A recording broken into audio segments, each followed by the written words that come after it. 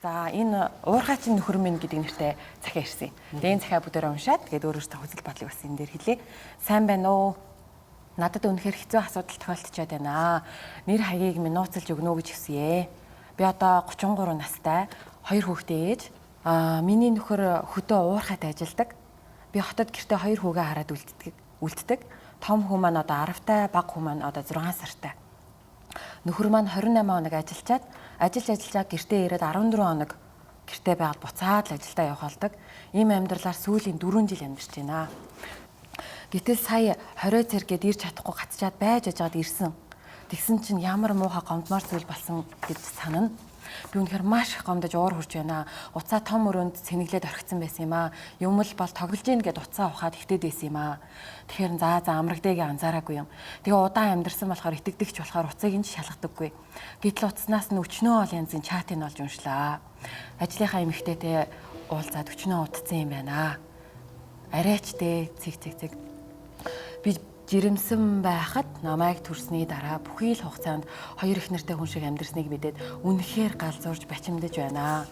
Тэр 2 ажил дээрээ ихнэр нөхөр шиг татан байхад би гэртээ 2 хүүгээ тэврээд хүйтэн шөнөдөд ганцаар дээр суудаг байсан юм байна. Би зарим баярыг ганцаараа хүүхдүүдтэйгээ юм.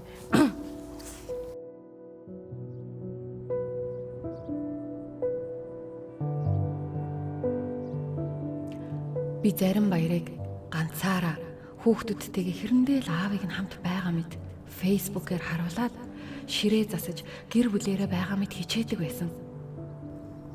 Гэтэл нөхөр минь өөр эмэгтэйг баярлуулж бэлэгсэлт сюрприз барьдаг байж.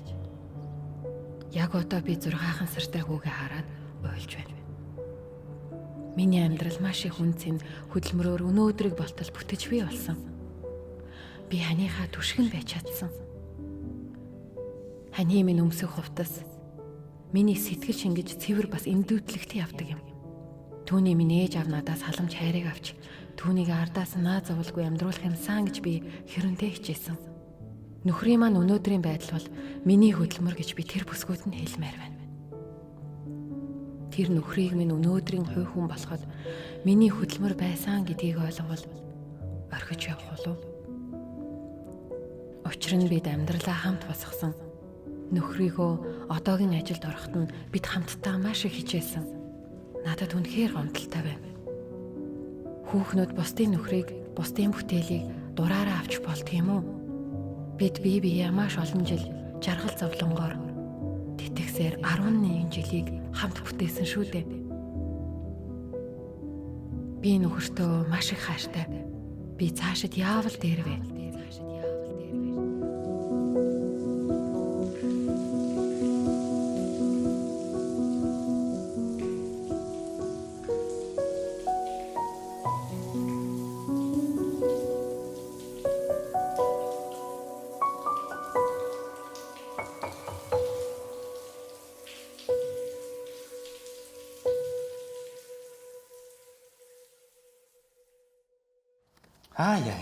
Яа бадсар.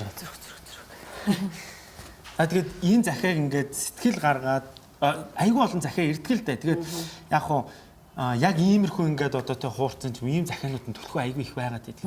Тэр дотроос хамгийн их одоо сэтгэлд одоо ингээд хүрсэн зоригтой энийгээ бичиж чадсан энэ нэмэгтэйд баярлалаа. Тэгээд яг хуу энэ дээр ингээд бид нар бол мэрэгжлийн хүмүүс шүү. Зүгээр л өөрсдийнхөө үзэл бодлыг хэлж байгаа шүү. Зөвчөөж магадгүй, бурууч хийж магадгүй. Тэгээ энийг одоо ёстой нөгөө хэрсэн ухаанаар бодоод тунгаагаад эцсийн шийдвэрээ гаргах гэсэн дээр хоо яах вэ гэдэг асуулт асууж байна. Хууралт болсны дараа манай гэр бүлийн амьдрал хэвийнээрээ үргэлжлэх боломжтой юу гэдэг асуултыг үйлчлүүлэгчид хамгийн ихээр асуудаг. Тэгэхээр би та бүхэнд энгийн зүйлийг харуулъя. За энэ шилийн аягийг би газар унгаалаа. Маш их үнцэнтэй байсан учраас би буцаагаад ямар нэгэн цав ашиглаад хэвийн байдалд нь орууллаа гэж бодъё. Гэхдээ өмнөх шигэ бат бих байх боломжгүй маш их хэврэг эмзэгхэн болсон баг. Тэгэхээр харилцаа ч гэсэн яг ийм болдог. Тэгэхээр таалагдахгүй байж магадгүй нэг үннийг хэлэхэд хинч санамсаргүй аяллаар явдаггүй. Хинч санамсаргүй хувцас тайлж, хинч санамсаргүй хин нэгэнтэй бэлгийн харилцаанд ордоггүй. Тэгэхээр хин одоо эхнэрийгээ мөн нөхрийгөө хуурсан хүнийг би одоо заавал буруутгах гээд байгаа юм бол биш.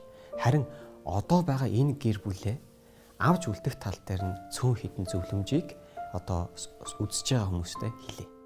Маш сайн ярилцах хэрэгтэй байхаа. Цаг гаргаж тийм ингээд одоо хоёр хүүхдээ одоо эцэг тэр авч тийм үү ингээд хойлохнаас ч гадна нөхцлөө бүрдүүлж хагаад маш сайн ярилцаад ер нь яагаад энэ одоо ямар шалтгаанаас эхлэв гэдэг юу бэ гэдэг ингээд бүгднийг ихнээс нь ярилцаал тэр хүн өөрөө л амьдрах юм чинь тэгэл өөрийгөө маш сайн сонсох хэрэгтэй.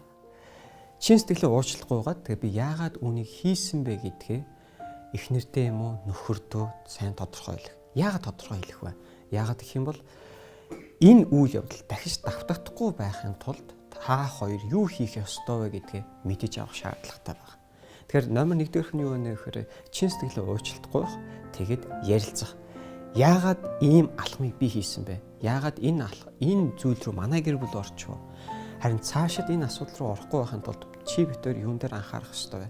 Магадгүй битүүрийн харилцааны дутмагшил байсан уу? Эсвэл битүүрийн бэлгийн амьдралын асуудал байсан уу? Эсвэл өөр юу байсан бэ гэдгийг хамтдаа ярилцаж энэ юу асуудлыг нь олж мэдээд шийдлийг нь хамтдаа гаргах хэрэгтэй. Энэ бол миний та бүдэд өгж байгаа хамгийн ихний зөвлөмж.